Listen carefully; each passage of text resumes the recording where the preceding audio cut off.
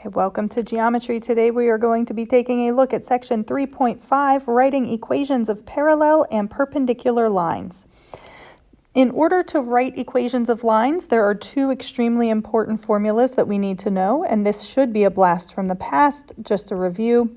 The first is point-slope form, y minus y sub 1 equals m times the quantity x minus x sub 1. In order to write an equation in point-slope form, you need to be given two pieces of critical information, a point, x sub 1, y sub 1, and a slope, m.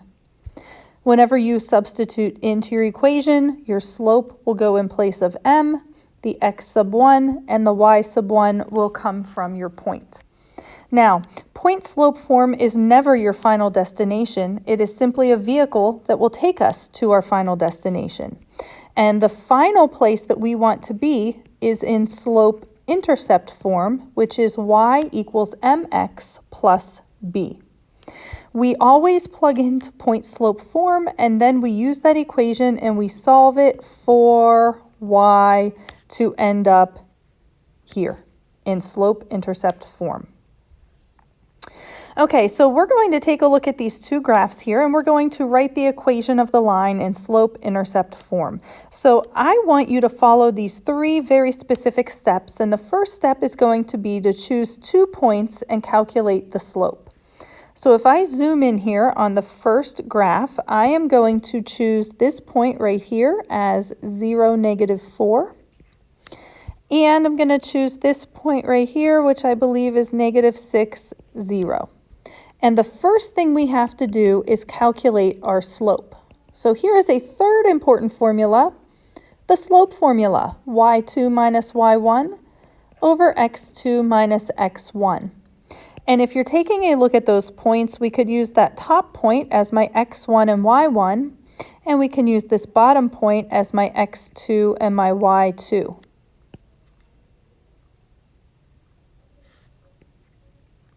Okay, so now we're going to substitute into our slope formula. I could take -4 minus 0 on top, and 0 minus a -6 would turn into 0 plus a +6 on the bottom, simplifying -4 over 6, but guess what? That's not in our lowest reduced form, so we would have to reduce that to -2/3 for our slope. The second thing that we need to do here in step 2, we are going to plug our slope and 1 point into point-slope form. So we come down here and we take a look at our second step. We always start with point-slope form, y minus y sub 1 equals m times the quantity x minus x sub 1. We will be replacing the m, the x1, and the y1.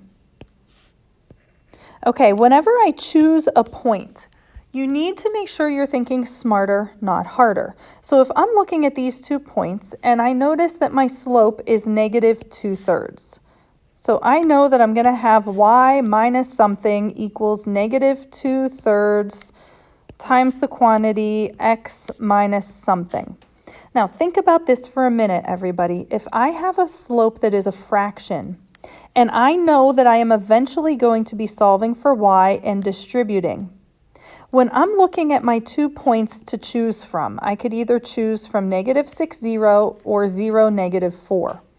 I want to choose a point so that I get a nice number when I distribute the fraction to that x value. So I would probably choose the second point. Okay, so I'm going to choose this second point, and you'll see why here in a moment.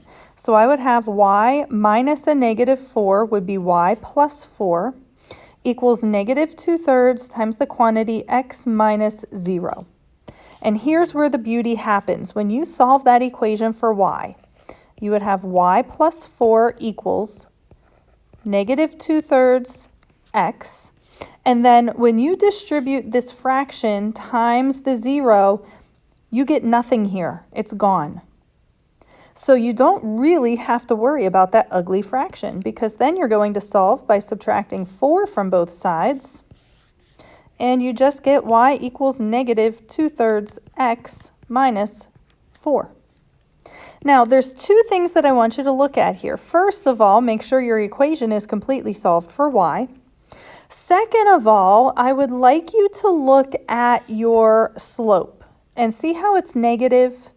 Go back and double check your line and make sure that your line is moving in a negative direction. Make sure that it goes down from left to right. Okay, that's just a little common sense there. Alrighty. In order to save a little bit of time, I'm going to skip example 2 because that was already a review. We've already practiced writing equations of lines in the past. We're going to skip down to the more important things. There are two kinds of lines that we're going to be talking about. The first type of line would be a parallel line. Okay, and we have to think about parallel lines having the same or equal slopes. Okay, so that is extremely important. If you know that your two lines are parallel, you know they have the exact same slopes. Exact same slope. Okay, so parallel lines have the exact same slope. So to write the equation of a parallel line, we're again working through 3 steps, and the first step is to find the slope. Now, if you look at the instructions that are given to you here for our next 2 examples, you have to read through the words and you have to find the correct P word. So write an equation of the line passing through the given point parallel to the given equation. So we give you an equation and we give you the word parallel. You need to know that parallel means same slope. Parallel means same slope. So for step 1, find the slope. If you take a look at number 3, we're going to focus in on the x term and we're going to throw everything else from that equation away. Honestly, I scratch out everything else that's with that equation because I don't want to become confused. The only piece of that equation that we use is the slope. So the slope of that equation is 6. Now, our P word here is parallel, right? Our P word is parallel. So whenever we are thinking about our slope, we need to find the parallel slope. And we know that parallel lines have the same slopes. So if my slope was 6, my parallel slope is also going to be 6. So that's what I'm using for my slope. Okay, now we come to the second step. We are going to substitute for our slope, our x and our y into point slope form. So we need to use that point slope form as a vehicle to get to our final answer. Y minus y sub 1 equals m times the quantity x minus x sub 1. I will replace my y sub 1 with the y from my ordered pair. So I would have y minus a negative 3 or y plus 3. Equals, I will replace my slope m with my slope that I got from my equation. It was 6. And then x minus x sub 1, I will replace my x sub 1 with a 2. All right, and then step 3, we are just going to take that equation and we're going to solve it for y. So we're going to distribute. So I'd have y plus 3 equals 6x minus 12. I'm going to subtract 3 from both sides. So y equals 6x minus 15 would be our final answer. And before you go from that problem, check your slopes and make sure they are the same. Right? The slope from my given equation and the slope from my equation should match. All right, let's go over to example 4. Again, that word parallel, you need to find your slope. So focus in on the equation that they give you and only use the slope. So our slope of this equation is always with the x. It would be a 4. We need to use the parallel slope. Well, parallel slopes are exactly the same, so if my original slope was 4, my parallel slope is also 4. Then we need to plug into our point slope form. Y minus y1 equals m times the quantity x minus x1, and we need to substitute in. So I would have y minus 4 equals our slope is 4 times the quantity x minus 5. And then we solve for y. We will distribute that 4, so we'll have y minus 4 equals 4x minus 20. We will add 4 to both sides.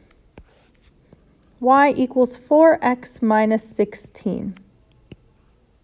Done. Now, the other P word that we could run into is the word perpendicular. Okay, so perpendicular lines have opposites, reciprocal slopes. Okay, so if we think about an example over here, if I gave you a slope of 3/4, okay, so let's say that our original slope is 3/4. A perpendicular slope would have the opposite sign. So if this original slope was positive, my perpendicular slope would be negative, and that fraction is going to flip over to the reciprocal. The bottom number goes to the top, and the top number goes to the bottom. All right, so writing the equation of a perpendicular line, the steps are exactly the same. Find the slope, substitute in, solve for y. Whenever you're looking at your problems, you have to find the P word. This problem, they want us to write an equation of a line perpendicular to the given equation. So we are not using the original slope. We are using the perpendicular slopes. So remember that upside down T means perpendicular. Perpendicular slopes are opposites, reciprocals. Opposite reciprocals. So whenever I take a look at this problem, I use the equation only for the slope. I throw everything else away, and my slope is -1/2. Guess what? I'm not using that. I need my perpendicular slope. So I need to take the opposite reciprocal, which means my perpendicular slope is 2. So I'm not using the -1/2, I am using the 2. Then I plug into my point slope form, y minus y1 equals m times the quantity x minus x1. And I replace my y1, that would be a +4. I replace my slope with the perpendicular slope, and I replace my x1 with -3. And then we solve for y. So we distribute y plus 4 equals 2x minus 6. We subtract 4 from both sides, and y equals 2x minus 10. That is the equation of a perpendicular line to the given equation. Okay, let's take a look at number 6. Again, look at your equation. We rip off only the slope. The slope of this equation is 1/3. But if you look at the instructions, we want the perpendicular slope. So a perpendicular slope to 1/3 would be -3/1, or just -3. Okay, so we took the opposite reciprocal. And then we plug into point slope form, y minus y sub 1 equals m times the quantity x minus x sub 1. So I would have y minus 6 equals -3 times the quantity x minus a -12, or x plus 12. Okay, and then we solve for y. Distribute that -3, so we would have y minus 6 equals -3x minus 36. We can add 6 to both sides and get y equals -3x minus 36. 30. Okay, moving on to the next step, the next kind of problems here. That first two problems in the extra practice, we're not going to do those. We're going to go ahead and take a look at example 3. Determine which lines are parallel and which lines are perpendicular. So for this problem, you are going to have to find the slope of each separate individual line and compare them. So if I find the slope of line P, I would use the 2 points that are on line P to calculate the slope. So that would be 1, 4 and negative 4, 1. And we plug into our slope formula. So I would take 1 minus 4 on top, negative 4 minus 1 on the bottom, and that's going to give me negative 3. Oh, no, wait, that's a negative 1. I lied. So that would be a negative 1. So that would be a negative 5 on top and a negative 5 on the bottom, or a 1 for our slope. Okay, now let's go to line Q. We'll use these 2 points, 0, negative 4, and 3, negative 1.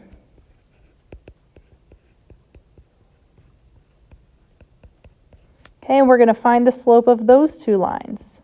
So negative 1 plus 4 on top and 3 minus 0 on the bottom gives me a slope of 1.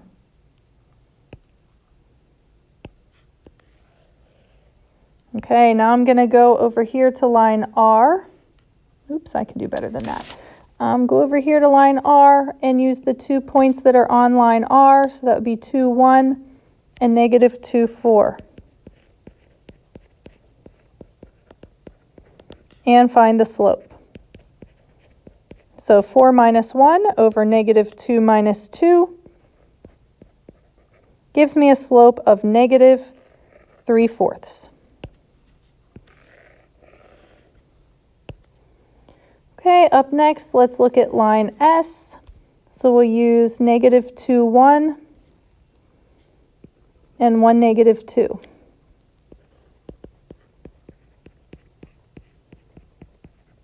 And find the slope.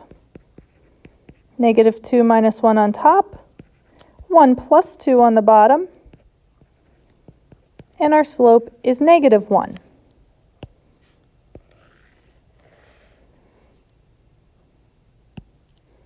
And we have one more problem here. Let's take a look at line T. For line T, we'll use this point right here, negative 4, negative 1. And this point right here, 0, negative 4. So negative 4 plus 1 on top and 0 plus 4 on the bottom will give us a slope of negative 3 over 4.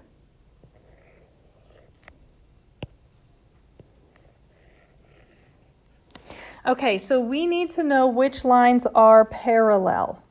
So our parallel lines would be any lines that have the same slope. There are 2 sets. They would be P and Q. So we would say P is parallel to Q. And R and T. We would say R is parallel to T. Okay, so those are our parallel lines. Perpendicular lines, there's 2 sets of perpendicular lines as well. Opposite reciprocals. P and S are perpendicular. All right, a slope of 1 and a slope of negative 1. Those are opposite reciprocals. And we're going to say Q and S are perpendicular. Again, opposite reciprocals. We have a positive 1 and a negative 1. So P and S, Q and S and P and S are both sets of perpendicular lines. Okay, we have one more problem here. Tell whether the lines through the given points are parallel, perpendicular, or neither. And we need to justify our answer. So we need to find the slope of each line, and we need to decide, are they the same? If they're the same, they would be parallel. Or are they perpendicular, which means they would be opposite reciprocals? And if neither of those occurs, we would say neither. So let's take a look at line 1. We would find our slope by subtracting y2 minus y1, or 2 minus 0, over x2 minus x1, or negative 2 minus 2. So 2 over negative 4 reduces to negative 1/2 for line 1. Let's take a look at line 2. Again, find your slope. We would do y2 minus y1, so negative 4 minus a negative 2 would give us 4 plus 2, and then the denominator is 4 minus 1, so that's 6 over 3, or positive 2. Now, we compare those two slopes and we ask ourselves, are they parallel, are they perpendicular, or are they neither? Well, it looks to me like these are opposite signs. I've got a negative and a positive, and I've got 1/2 and 2. So it looks like these are perpendicular. We would say line 1 is perpendicular to line 2. And remember, that upside down T means perpendicular, because who wants to write out that big, long, crazy word when you have that upside down T symbol? All right, so those last two problems, numbers 3 and 4 that we just went over, you're going to see problems almost identical to that in today's homework assignment on Big Ideas Math. So you can look back to these as a reference. Thank you guys for following along. I hope you had as much fun as I did.